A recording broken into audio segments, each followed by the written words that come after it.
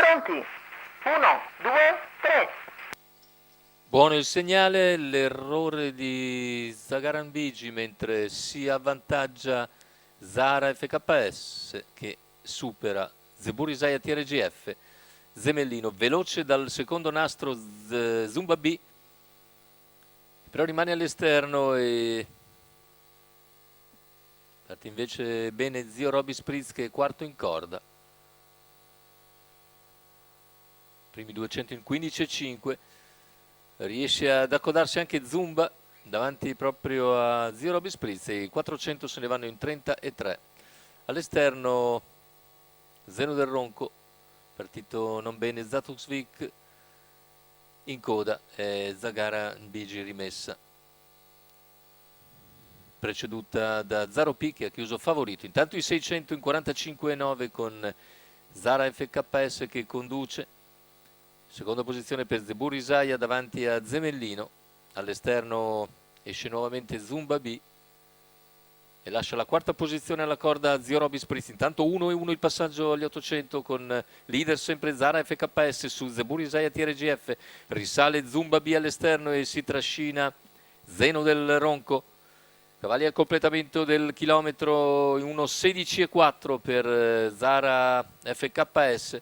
Sediolo Mario Minopoli Junior che al secondo passaggio davanti alle tribune. All'esterno Zumba B. Zumba B va ad accompagnare ora la battistrada. Parziale in 14,5 davanti alle tribune. Zumba B è decisa su Zara FKS mentre Zeburisaya risegue sempre alla corda davanti a Zemellino.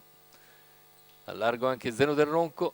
Riesce a trovare da correre intanto la rottura proprio di Zeno del Ronco Numero mentre avanza 8 Zeno del Zaro P Ronco che squalificato. riesce a trovare la destra libera solo ai 600 finali e ora si lancia all'esterno. Intanto il parziale in 14,4 da parte di Zara FKS. Zumba B sempre coraggiosamente all'esterno. Terza ruota per Zaro P alla corda c'è Zeburisaya con in schiena Zemellino, poi ancora zio Roby Spritz, completamento della curva conclusiva. Continua la terza ruota di Zaro P, entra in testa ancora Zara FKS, ultimi 120 metri di gara con Zara che cerca di difendersi, ci prova Zara FKS, ci prova anche Zeburisaya, finale con Zara che vince nei confronti di Zeburisaya, mentre al terzo dovrebbe essere Zaro P.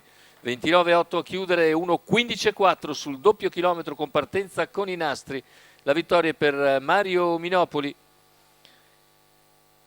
che va subito al comando e poi non lascia scampo agli avversari, distribuendo bene i parziali sul doppio chilometro.